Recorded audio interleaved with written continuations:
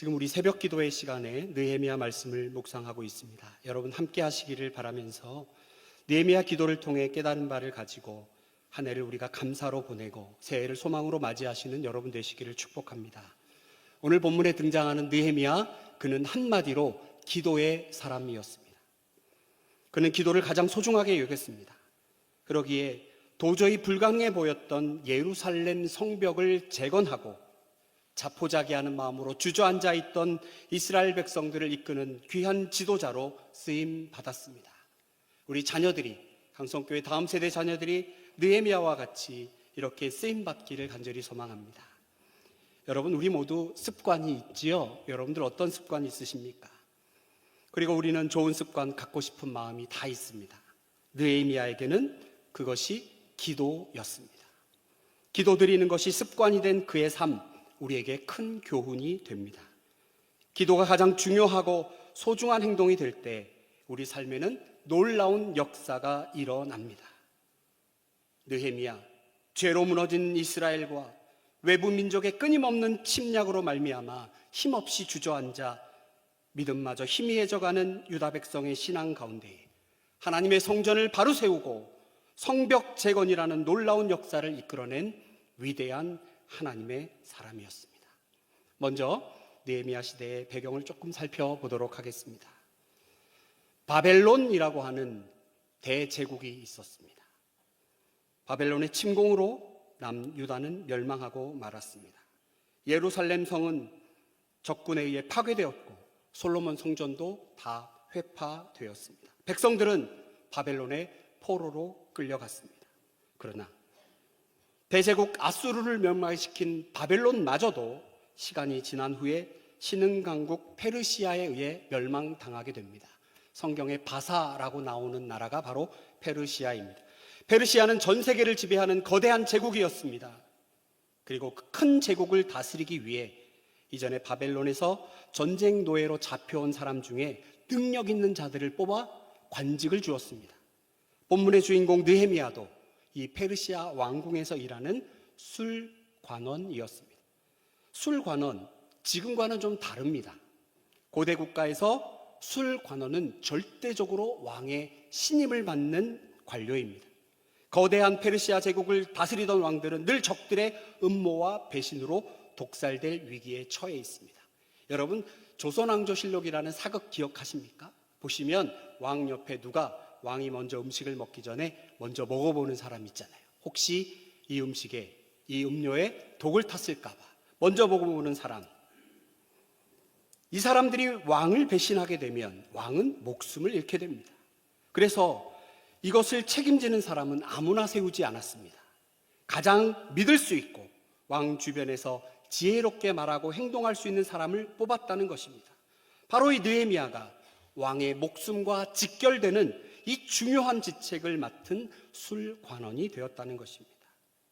전쟁 포로로 끌려온 유대인 출신 중에 이처럼 페르시아 왕을 최측근에서 보필하는 관직에 뽑혔다는 것은 그가 평소에 얼마나 성실하고 열심히 살았을까 충분히 짐작할 수 있습니다. 이제 그는 마음만 먹으면 평생 편안하고 안전하게, 그리고 노후가 보장된 그런 사람입니다. 어찌 보면 그것이 당연해 보입니다. 그런데 그의 인생을 송두리째 뒤바꿔버릴 사건 하나가 발생하게 됩니다. 멸망해버린 고국을 다녀온 형제 하나니에게 고국의 소식을 듣게 된 것입니다. 그것은 슬픈 소식이었습니다. 유다가 망했을 때 포로는 피했지만 고국에 남아있던 사람들, 그들은 고국에서 큰 환난을 당하고 있었고 능욕을 당하고 있었습니다. 예루살렘 성 부서진 채로 있었고 성문들은 불탄 채로 있었습니다. 시커멓게 그을린 성문들을 바라보며 망연자실 주저앉아 있었습니다. 성벽이 무너지고 성문이 불에 탔다는 것, 한 나라의 주권이 상실됨을 의미합니다. 여러분, 고대 시대에 높은 성벽에 위치한 성문이라고 하는 것은 권위를 상징합니다. 바로 그곳에서 재판관이 재판을 합니다. 높은 곳에 앉아 재판하고, 성벽이 높다는 것은 그만큼 그 나라의 주권이 대단히 함부로 넘볼 수 없는 한 국가의 국력을 보여주는 위대한 건축물입니다. 지금 느헤미야는 바벨론 포로로 잡혀온 부모에게서 태어난 이새입니다. 그가 형제 하나니로부터 고국 유다의 소식을 듣게 되자 마음에 슬픔이 찾아왔습니다. 그리고 주체할 수 없는 눈물에 수일 동안 주저앉아 울었습니다. 그리고 금식하며 기도했습니다. 여러분, 왜 느헤미야는 한 번도 본 적도 없고 가본 적도 없고 밟아본 적도 없는 고국 소식을 듣고 이렇게 금식하며 눈물 흘리며 가슴 아파했을까요? 바로 그것은 지금 예루살렘이 당하고 있는 능욕은 하나님에 대한 능욕으로 생각했기 때문입니다. 남의 일이 아닙니다. 예루살렘이 당하고 있는 수치, 그것은 바로 자신의 일이었습니다.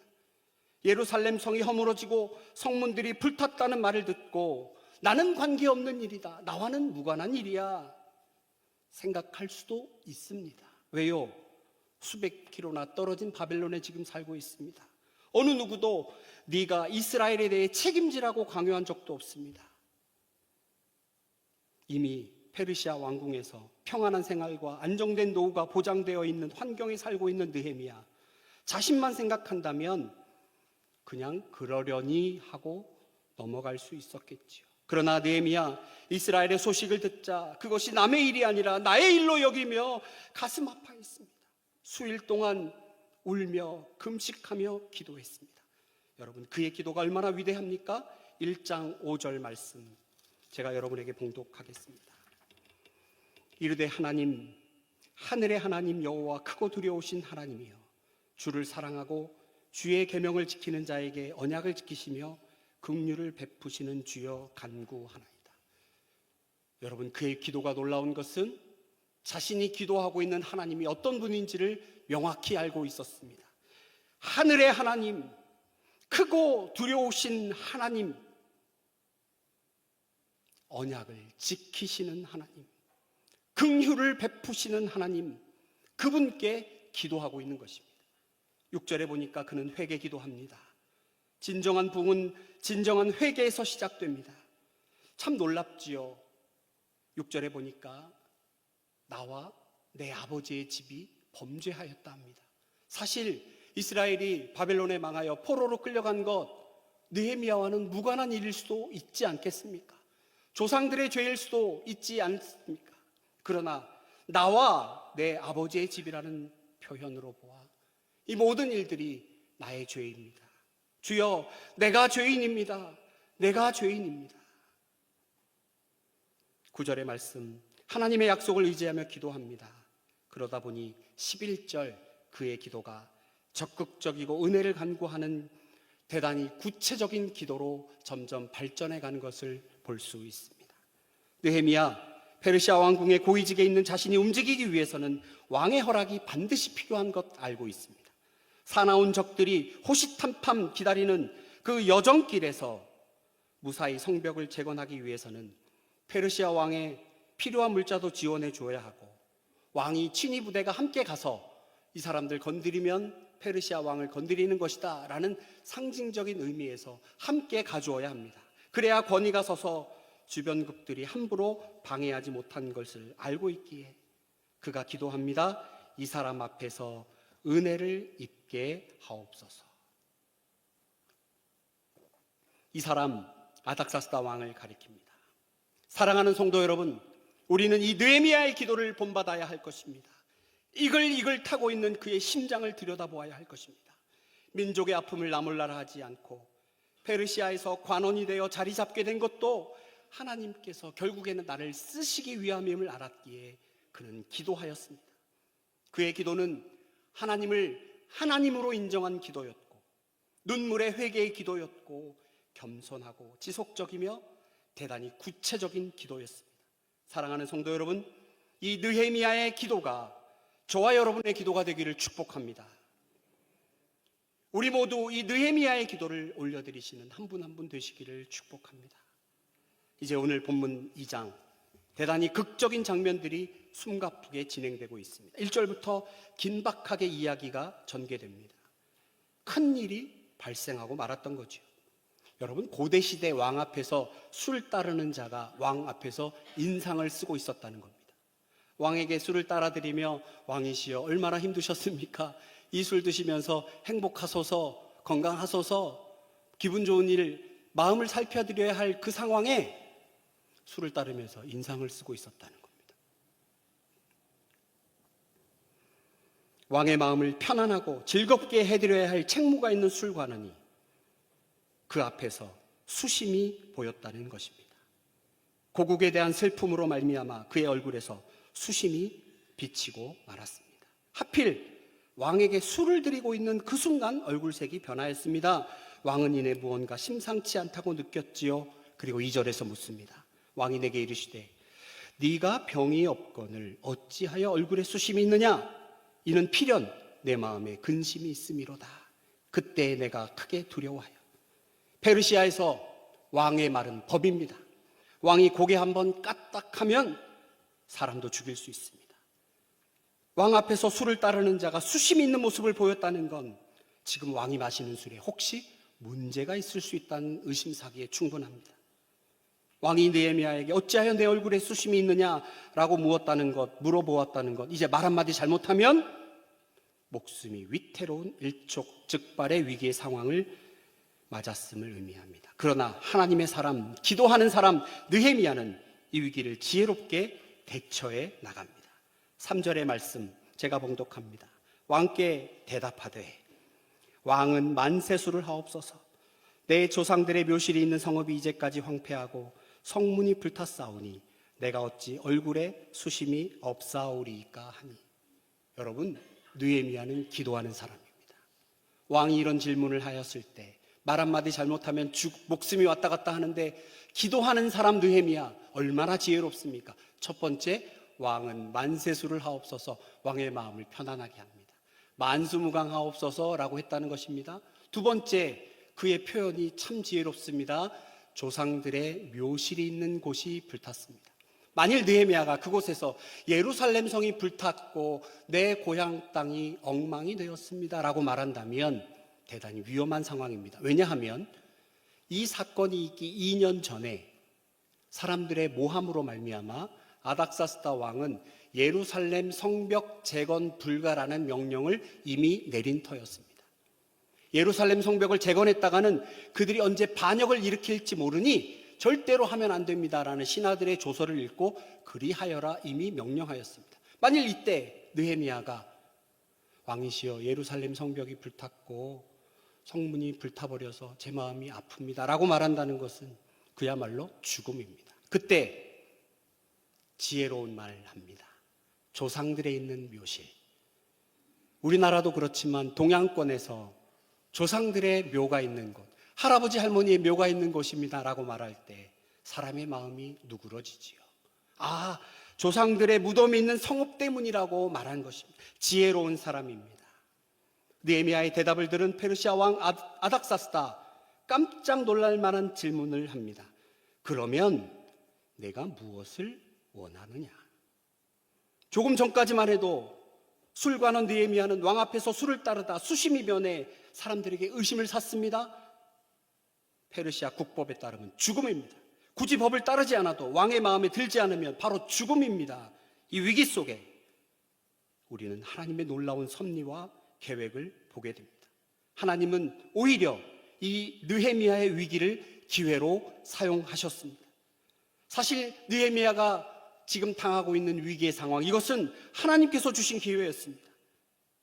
사랑하는 성도 여러분, 하나님께서는 우리 삶에 찾아오는 어떠한 위기들조차도 하나님의 크신 뜻을 이루실 기회로 사용하시는 줄 믿으시기 바랍니다. 우리 삶에 벌어지는 모든 일, 심지어는 아픔과 고통과 시험의 시간조차도 하나님은 결코 낭비하시는 분이 아닙니다. 그 시간을 통하여 우리를 단련하시고 정금같이 우리를 사용하실 줄로 믿습니다. 아닥사스다 왕 느헤미야에게 물었습니다. 그럼 네가 무엇을 원하느냐? 느헤미야는 이미 수일 동안 금식하며 하나님께 예루살렘 성을 위한 기도를 드리고 있습니다. 그의 머릿속에는 내가 무엇을 해야겠구나 생각하고 있었습니다. 이야, 왕이 내가 무엇을 원하느냐? 그러면 왕이시여 이것도 해주시고 저것도 필요하고 가능하면 이것도 필요합니다라고 즉각적으로 대답할 수 있지만 2장 4절 여러분 우리 함께 2장 4절의 말씀을 읽도록 하겠습니다. 왕이 내게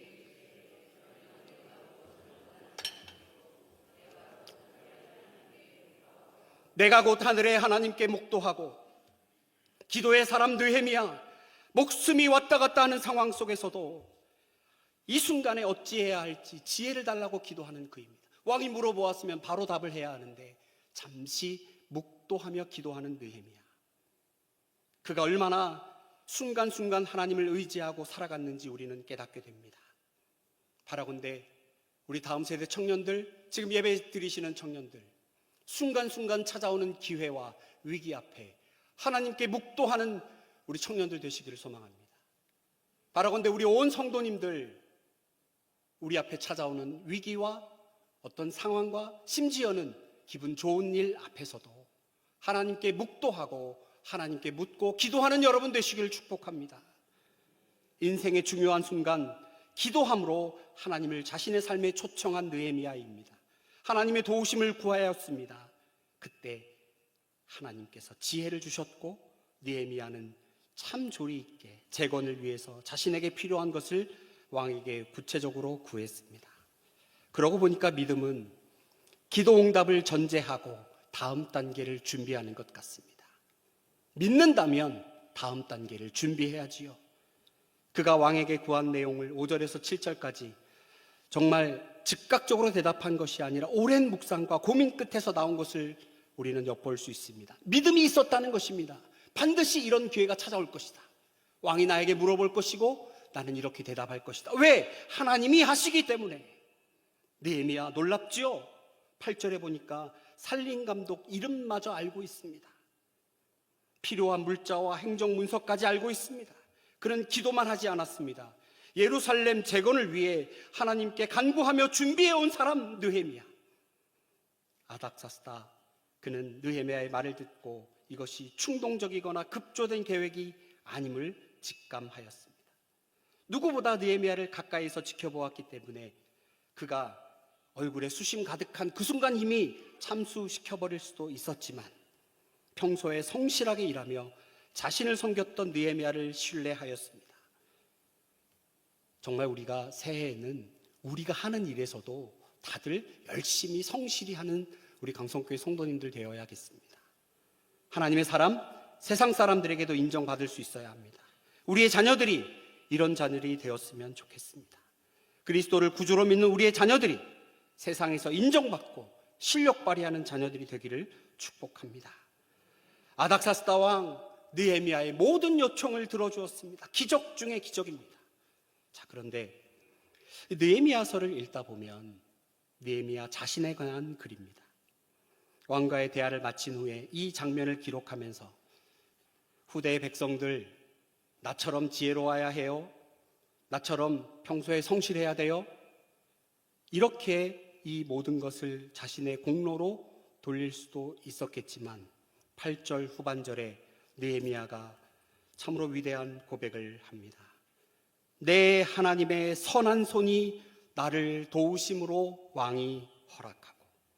느헤미야의 고백은 이 모든 것은 하나님이 하셨습니다.